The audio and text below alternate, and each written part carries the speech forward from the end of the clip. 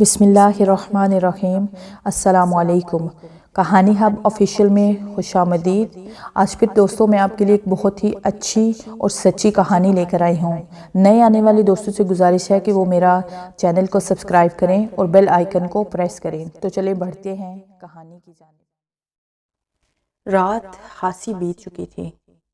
میں ایک شادی کی تقریب سے لوٹ رہا تھا۔ مجھے رات کی شادیوں سے بڑی چڑ تھی، اس لیے میں شادی بیاہ کی تقریبات میں جانے سے گریز کرتا تھا۔ آج بھی میرا شادی کی تقریب میں شرکت کرنے کا موڈ نہیں تھا، لیکن ابا جان کی طبیعت اچانک خراب ہونے سے مجھے جانا پڑ گیا۔ شادی ہمارے قریبی رشتہ داروں میں تھی۔ رات کے 12:30 بج رہے تھے۔ میں سائیکل کے پیڈل پر تیز تیز پاؤں مار رہا تھا۔ ہمارے گھر سے ذرا پہلے راستے میں قبرستان آتا تھا۔ قبرستان آتے ہی مجھے خوف سا آنے لگا تھا۔ بچپن ہی سے نہ جانے کیوں مجھے قبرستان کے قریب سے گزرنے پر خوف طاری ہو جاتا تھا۔ مجھے ایسا محسوس ہوتا تھا کہ اندھیرے میں کوئی آسیب مجھے گور گور کر دیکھ رہا ہے۔ میں تیزی سے دوڑ لگا کر قبرستان سے دور ہوتا چلا جاتا تھا۔ بچپن کا خوف آج بھی مجھ پر غالب تھا۔ میں 18 سال کا ہو چکا تھا۔ مجبوری یہ تھی کہ گھر جانے کے لیے راستہ یہی تھا، اس کے متبادل کوئی اور راستہ نہیں تھا۔ میرے دوست بھی میری اس بزدلی سے واقف تھے اور اس معاملے میں میرا مذاق بھی اڑاتے تھے۔ میں خاموشی سے ان کا مذاق برداشت کر جاتا، لیکن اپنے خوف پر کبھی قابو نہیں پا سکتا تھا۔ گورکنوں کے بچے چھوٹے چھوٹے اکثر رات کے وقت قبرستان میں ایسے گھومتے پھرتے رہتے تھے جیسے وہ قبرستان میں نہیں، کسی پارک میں گھوم رہے ہوں۔ قبرستان کے آتے ہی میرے ذہن پر خوف طاری ہو گیا۔ سائیکل چلاتے ہوئے میں نے ایک نظر قبرستان پر ڈالی۔ قبرستان میں کسی بزرگ کا مزار بنا ہوا تھا، جہاں ایک بلب روشن تھا۔ بلب کی روشنی میں قریب کی چیزیں صاف دکھائی دے رہی تھی۔ مزار سے چند قدم دور نصیر کھڑا دکھائی دیا۔ نصیر کو دور سے دیکھ کر مجھے ایک جھٹکا سا لگا کہ وہ اس وقت قبرستان میں کیا کر رہا ہے، حالانکہ اس کا گھر قبرستان سے کافی دور تھا۔ ایک لمحے کو میرا خوف جاتا رہا اور میں ایک درخت کے پاس سائیکل کھڑی کر کے اس کی جانب لپکا۔ نصیر! میں نے زور سے آواز لگائی۔ سناٹے میں میری آواز بہت تیز گونجی تھی۔ میرا خیال تھا کہ وہ میری آواز سن کر میری طرف لپکے گا، لیکن اس نے مخالف سمت میں دوڑ لگا دی۔ میں بھی تیزی سے اس کی طرف لپکا۔ مجھے قبروں کو پھلانگتا دے کر وہ بھی اور تیز ہو گیا تھا۔ پھر اچانک وہ غائب ہو گیا۔ میں نے اس کو بہت تلاش کیا، لیکن اس کا کچھ پتہ نہیں چلا کہ وہ کدھر گیا۔ اسے یوں غائب ہوتا دیکھ کر مجھ پر خوف طاری ہو گیا۔ سمجھ میں نہیں آ رہا تھا کہ نصیر کو زمین نگل گئی یا آسمان کھا گیا۔ وہ قبرستان سے کیسے غائب ہو گیا؟ میرے بدن سے پسینے چھوٹ پڑے۔ میرے علاوہ اس وقت قبرستان میں کوئی نہیں تھا، اس لیے زیادہ خوف طاری تھا۔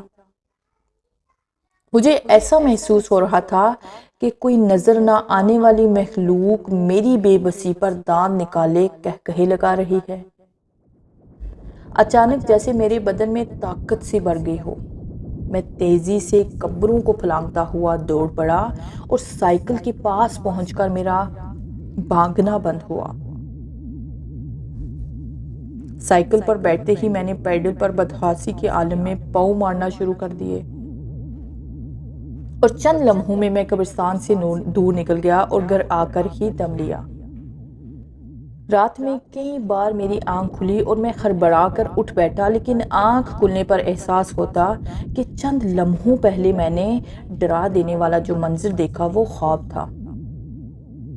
اس بات سے دل کو سکون ملتا اور میں دوبارہ سو جاتا۔ خواب میں جو منظر مجھے آ رہا تھا وہ کچھ یوں تھا کہ میں قبرستان میں جا رہا ہوں اور اچانک میرے سامنے نصیر آ جاتا ہے۔ میں ابھی اس سے بات کرنے ہی والا تھا کہ کوئی سیاہ لباس میں ملبوس مخلوق اچانک وارد ہوتی ہے اور نصیر کو اٹھا کر لے جاتی ہے۔ میں چیخنا چاہتا ہوں لیکن میری آواز خلق میں پھنس کر رہ جاتی ہے اور بے اختیار میری آنکھ کھل جاتی ہے۔ صبح کالج میں میری ملاقات نصیر سے ہونے پر میں نے قبرستان میں اس کی موجودگی اور غائب ہونے سے متعلق بات پوچھی تو وہ ہنس کر میری طرف دیکھنے لگا۔ میں رات میں قبرستان جا کر کیا کروں گا؟ تمہیں ضرور وہم ہوا ہے۔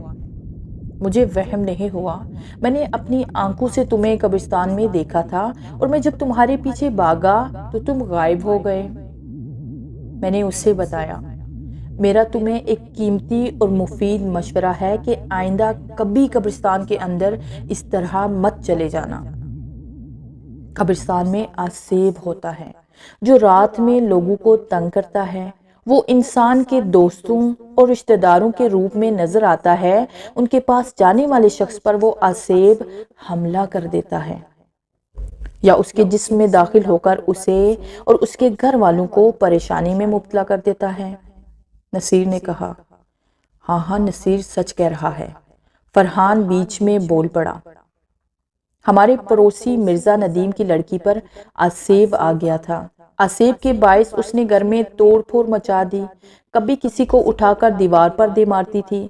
سب گھر والے پریشان ہو گئے کہ اتنی کمزور اور نازک لڑکی میں اتنی طاقت کہاں سے آ گئی ہے، جو وہ اتنی طاقتور ہو گئی ہے کہ اپنے سے بھاری سامان اور انسانوں کو اس طرح پھینک رہی ہے جیسے کوئی کھلونا پھینک رہی ہو۔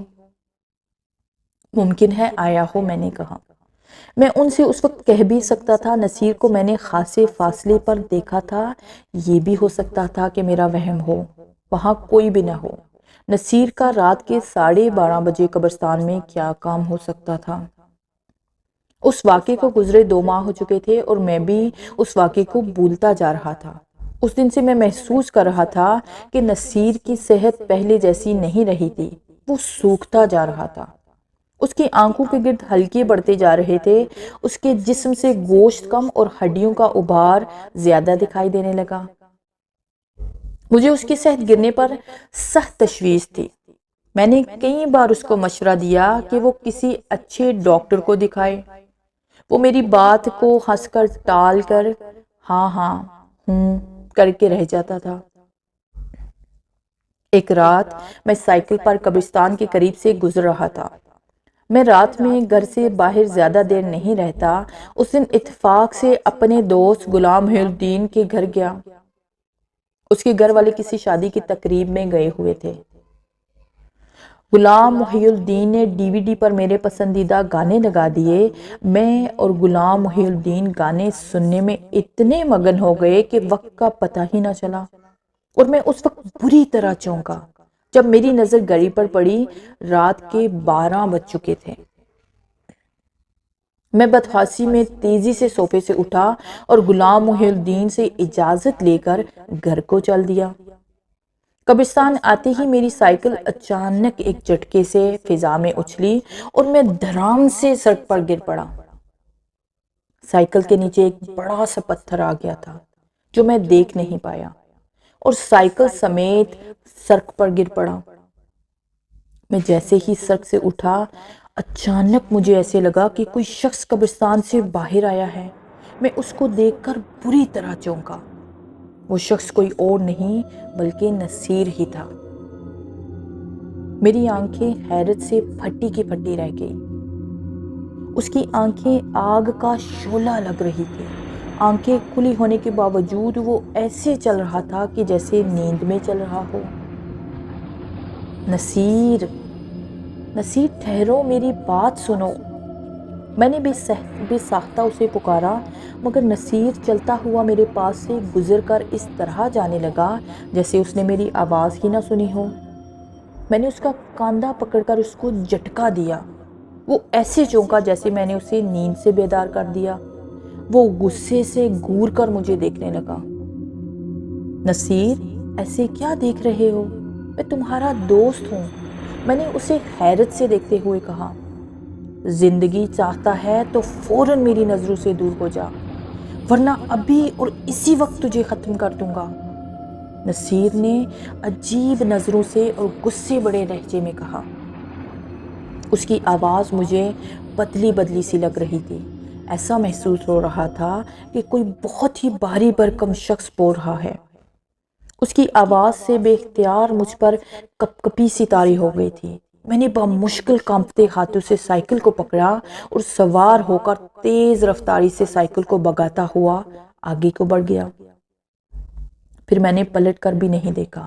اس وقت میں بہت خوفزدہ تھا اور جلد سے جلد گھر جانا چاہتا تھا۔ وہ رات میری آنکھوں میں کٹی۔ رات بھر میں سکون کی نیند نہ سو سکا تھا۔ بار بار آنکھ کھل جاتی تھی۔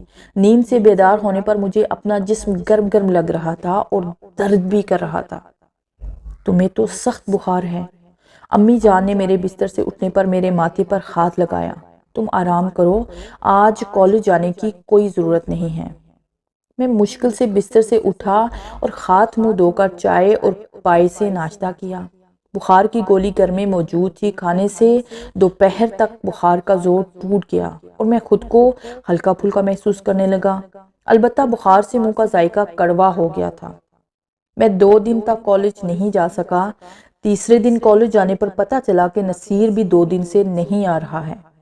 میں اس رات کے واقعے سے ویسے بھی خوفزدہ تھا، اس لیے میں نے نصیر کے بارے میں کسی سے بھی ذکر نہیں کیا کہ میں نے نصیر کو کس حالت میں قبرستان سے نکلے دیکھا تھا۔